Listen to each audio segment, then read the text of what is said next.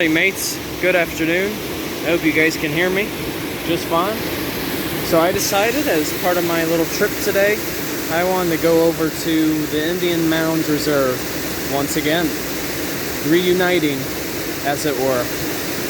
So this is one of my favorite spots at Indian Mound Reserve because it's basically where you see slump blocks that have fallen over from this cliff to here, and thus water had to find the path of least resistance, and as a result this became a waterfall.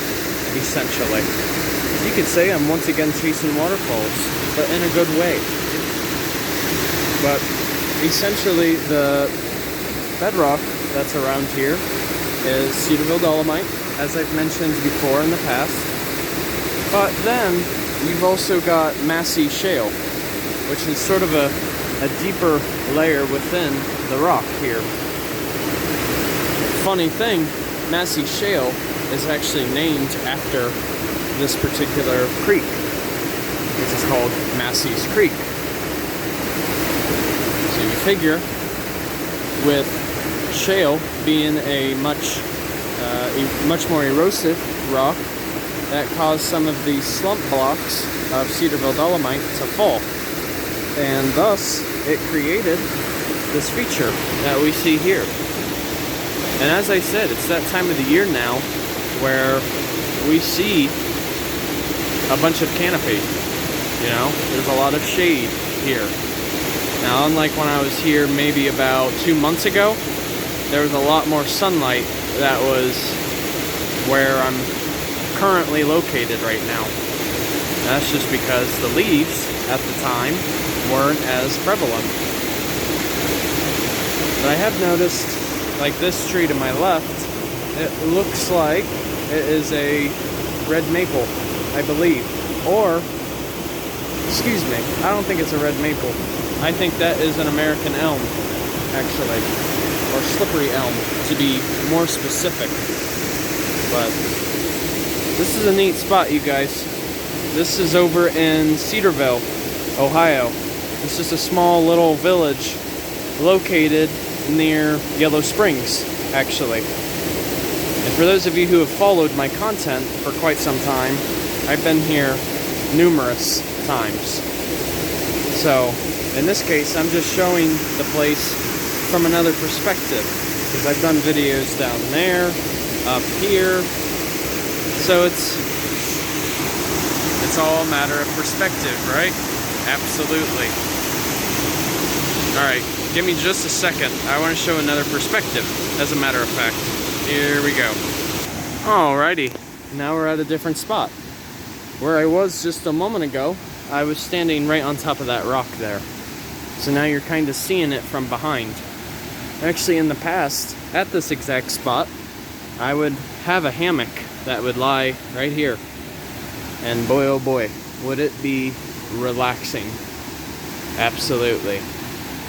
Yeah, this tree looks like it could be a common hackberry right here. You know, just based on the ridges that we're seeing on this tree. But then that tree right here, that looks like a red maple. So you could say that there is a variety of native trees, which is how it should be, honestly. Because even in my last video, when I was mentioning about honey locust, you don't want to have too many of the same honey locusts in one particular section. You want them to be spread out. Or you want other species of trees to be nearby. And honestly, who doesn't like variety? So that's my point of view. Just saying. And actually, come to think of it, I went to look at this tree again, right here. I saw on the leaves that there's up to 5 separate points. I believe this is actually a sugar maple, to be honest. Yeah. But yeah, neat spot, you guys. You get to basically see a gorge which is very similar to Clifton Gorge. I believe this is also a post-glacial gorge as well. So it happened after the glaciers passed through here. Considering that we're nearby Clifton Gorge, it's really not that far away. So alrighty, I thought I would share that with you guys. Hope you learned something, you know, about waterfalls and some of the history of the area.